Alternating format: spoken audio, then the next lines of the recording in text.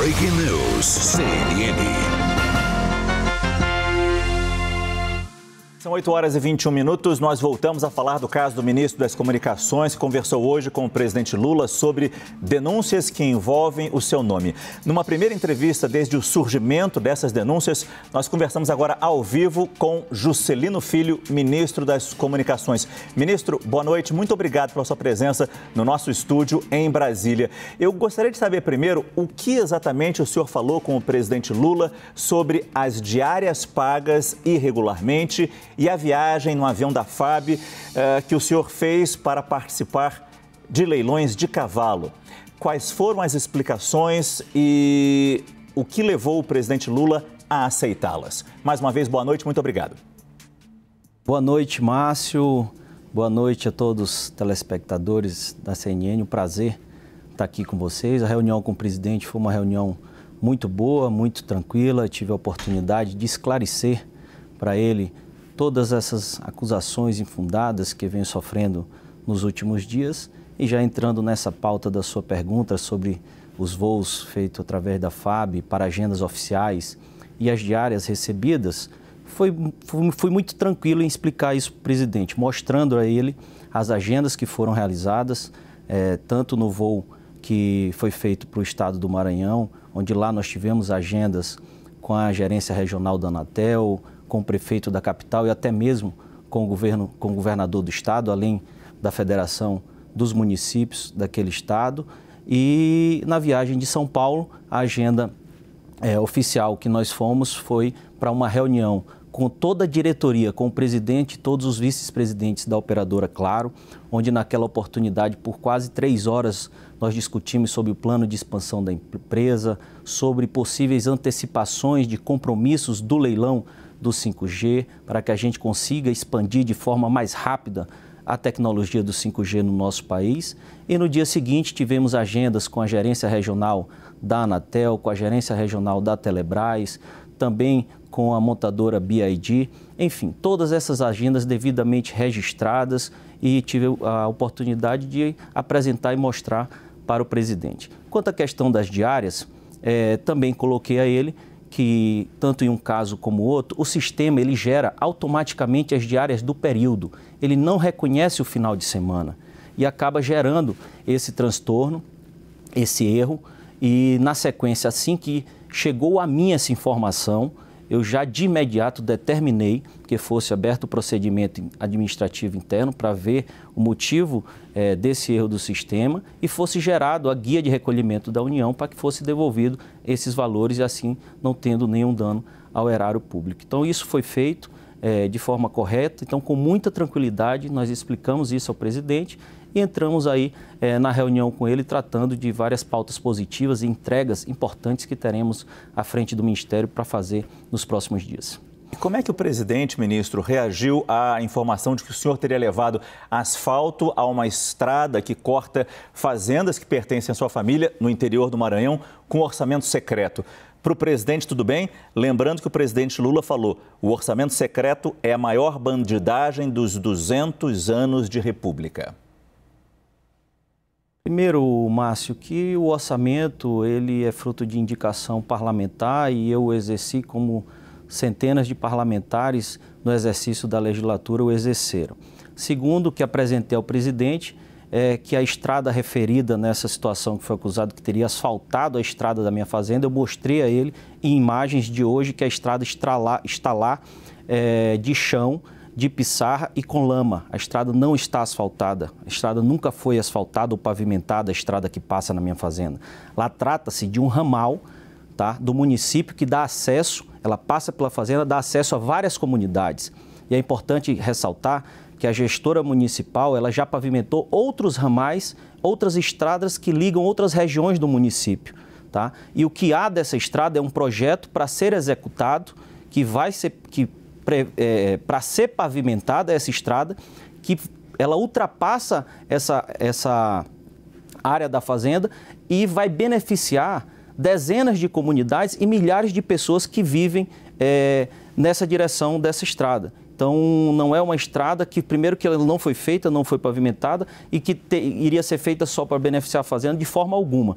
É uma estrada que tem um projeto para ser executada que vai beneficiar pessoas que moram naquela região.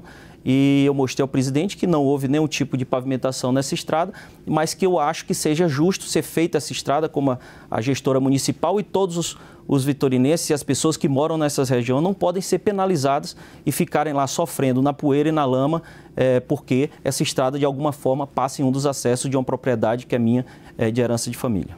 A nossa repórter Tainá Farfan participa dessa entrevista e faz uma pergunta para o senhor. Tainá, por favor, boa noite. Oi, Márcio. Ótima noite para você, ministro. Uma excelente noite para o senhor e para quem está acompanhando a gente em casa. Obrigada pela entrevista. Ministro, por conta dessas acusações, o senhor foi alvo de algumas críticas por parte de aliados do presidente Luiz Inácio Lula da Silva, como, por exemplo, da presidente do Partido dos Trabalhadores, Gleisi Hoffmann. E apesar de ocupar 3 ministérios, incluindo o Ministério do Senhor, o União Brasil ainda não faz parte da base de apoio do novo governo. Eu queria saber se esses pontos foram tratados com Lula na conversa de hoje e como é que está nos bastidores essa conversa, né? Esse alinhamento para a consolidação ou não da base de apoio da União para Lula, né? Para o governo Palácio do Planalto. Boa noite, Tainá. Esses assuntos não foram tratados na conversa de hoje, tá? A postura da presidente Gleisi não vou comentar. O que eu estou esclarecendo fatos que foram levados à imprensa em relação à minha pessoa e tenho muita tranquilidade aqui em esclarecer para vocês, para todos os telespectadores, que não fiz nada de errado, nada de irregular, tá? Por isso estou aqui, conversei com o presidente com tranquilidade. Quanto à União Brasil, não tenho dúvida que a União Brasil vai entregar os votos e o apoio da maioria das suas bancadas para o presidente, tanto na Câmara como no Senado Federal, como entregou na PEC da transição, que possibilitou, né, o governo de poder ter um plano tão arrojado de retomada de crescimento, de retomar programas importantes nesse início de governo. E a legislatura está apenas começando, né? Temos aí muitas pautas a serem enfrentadas e acredito que a União Brasil vai ser um grande parceiro lá do governo, ajudando nas pautas importantes do nosso país, como a nossa reforma tributária, que em breve nós vamos estar enfrentando lá no Congresso Nacional. Agora a pergunta vem com o nosso analista de política, Caio Junqueira. Caio. Oi, ministro, boa noite. Eu queria reforçar essa questão da base, porque o seu partido, mesmo tendo 3 ministérios, não diz ser oficialmente da base do governo? Caio, isso aí é uma posição do partido, a forma de expressar, se colocou como independente, né? Isso foi desde o final do ano passado mesmo, o presidente do partido que se colocou nessa posição, mas compôs o governo e hoje forma uma maioria, tem uma maioria dentro do partido que vai apoiar a base, que vai dar sustentação e votar com as matérias do governo no Congresso. Então, essa questão de se declarar base ou independente, eu acho que mais importante do que isso é entregar os votos necessários e dar o apoio necessário dentro do Congresso Nacional. E acredito que a União Brasil fará isso sim. Como eu disse, a legislatura está começando, né? As pautas importantes estão chegando, vamos ter que enfrentar e não tenho dúvida que a União Brasil vai ser um grande parceiro do governo, porque entende que o povo brasileiro precisa que o governo dê certo, que a gente precisa gerar emprego e oportunidade para o nosso povo e apoiar essas pautas importantes e estruturantes para o nosso país. Ministro, o nosso analista de política, Yuri Pita, aqui em São Paulo, também tem uma pergunta para o senhor. Yuri. Obrigado, Márcio. Boa noite, ministro. Queria voltar ainda na questão das diárias. O senhor disse que já aconteceu numa primeira vez, que é um problema que o sistema é automático. Isso o senhor relatou quando houve o primeiro problema? O senhor informou alguém do governo que tinha esse tipo de problema para que não ocorresse o segundo problema, que foi a viagem aqui em São Paulo, que coincidiu com esse evento dos cavalos de raça? E segundo, outros ministros também podem enfrentar o mesmo problema que o senhor, ou seja, fazer o pedido para uma viagem oficial e incluir o fim de semana e com isso receber diárias indevidamente, ou isso só acontece com o senhor? Boa noite, Yuri. Isso é uma situação, como falei, é um erro do sistema que gera automaticamente, ele não reconhece esses períodos de feriado, de finais de semana, e realmente isso, qualquer ministro pode estar sujeito a isso, tá? Se aconteceu ou não aconteceu com outros ministros, eu não sei, tá? aconteceu comigo, nós abrimos o procedimento, fizemos a devolução, tudo dentro da legalidade, sem gerar nenhum tipo de prejuízo à União. E foi conversado com o presidente sobre isso, com o ministro Padilha, que participou da reunião, e o presidente disse que já tinha chegado a ele, o ministro Rui Costa tinha comentado desses erros que o sistema estava acontecendo, que eles já estavam tomando providências para que fosse solucionado e evitasse, né, que uma coisa tão pequena como essa gerasse, né, uma crise desse tamanho e assim evitasse esse tipo de erro de sistema pudesse estar ocasionando desconfortos como essas, situações ruins como essa que aconteceu comigo. A pergunta agora vem da nossa analista em Brasília, Larissa Rodrigues. Ministro, boa noite para o senhor. Ministro, como o senhor disse há pouco, a informação que eu tenho é que durante toda a reunião hoje com o presidente Lula participaram também os ministros Alexandre Padilha e Rui Costa. O senhor trouxe agora o seu lado dessa história, de que não teria nenhum tipo de irregularidade em tudo que aconteceu. Mas, querendo ou não, é um momento difícil para o senhor enquanto ministro. O escândalo acabou acontecendo e há muitas críticas ao senhor.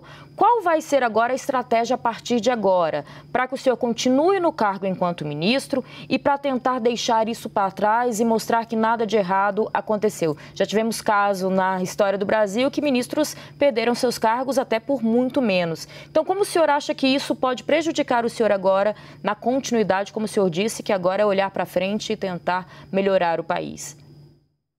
Boa noite, Larissa.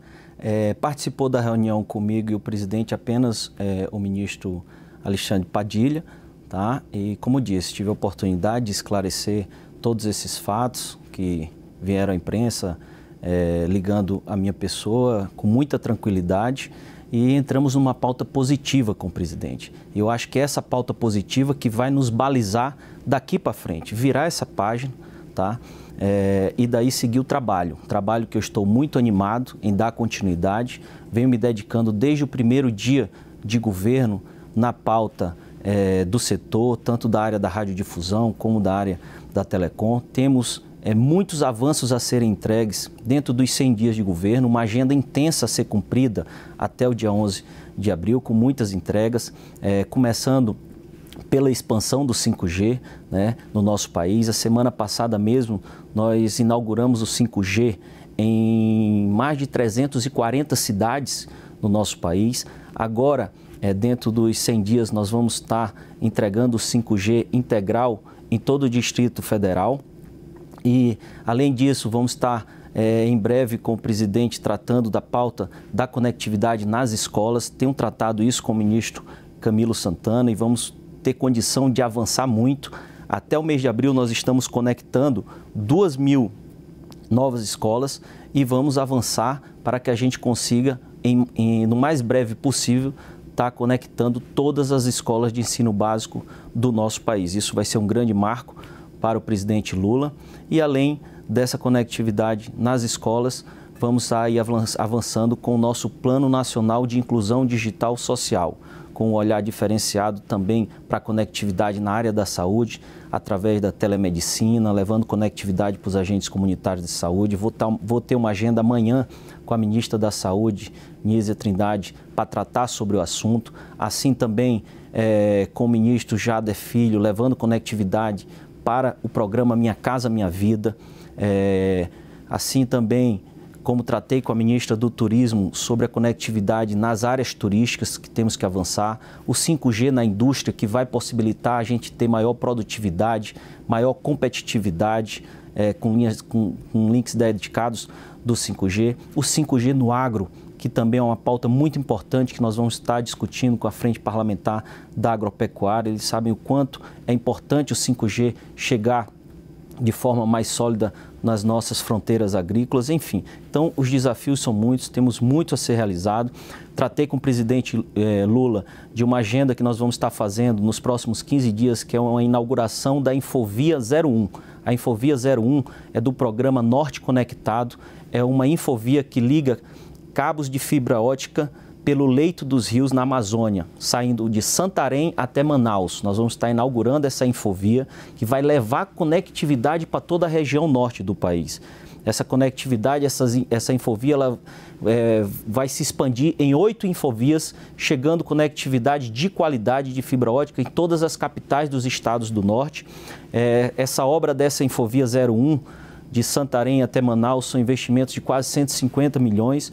E o presidente saiu muito entusiasmado em estar junto comigo na inauguração dessa infovia ainda no mês de março. Enfim, então são pautas como essas, de entregas, de realizações que nós vamos estar nos dedicando de hoje em diante. Nós temos tempo para mais uma pergunta, com Tainá Farfan agora, ministro. Tainá? Ministro, o senhor também foi alvo de questionamentos em relação à suposta omissão de bens à Justiça Eleitoral, também relacionado aos cavalos. Teve omissão. Eu queria também saber do senhor se esse ponto foi esclarecido e se o senhor também apresentou documentos a Lula nessa conversa de hoje. Também esclareci com muita tranquilidade, Tainá. Quem me conhece sabe que desde pequeno atuo no ramo da agropecuária, tá? Tudo está devidamente declarado nas minhas declarações de imposto de renda, da atividade agropecuária, tanto de bovinocultura, equinocultura, e está tudo declarado. Minhas declarações de imposto de renda, todas foram sempre aprovadas pela Receita Federal, assim como minhas prestações de contas dos meus 3 mandatos como deputado federal foram aprovadas junto à Justiça Eleitoral por unanimidade. Então, também muita tranquilidade nesse tema. Conversei com o presidente, expliquei tudo e agora é foco no trabalho, entregar resultado e é isso que nós vamos fazer daqui por diante. Muito obrigado, Tainá Farfan. Obrigado também ao ministro Juscelino Filho das Comunicações, que participou ao vivo de Brasília, do nosso estúdio em Brasília, do CNN Prime Time. Ele conversou hoje com o presidente Lula sobre as denúncias que envolvem o seu nome. Lula decidiu mantê-lo no ministério e daqui para frente a questão agora vai ser ver não apenas a entrega de resultados no ministério, mas também como a União Brasil vai participar, especialmente das votações no governo, no Congresso, votações tão importantes. Ministro, boa noite, muito obrigado mais uma vez pela sua entrevista. Boa noite, Márcio, boa noite, Tainá, Larissa, Caio, Yuri e a todos os telespectadores da CNN. Muito obrigado.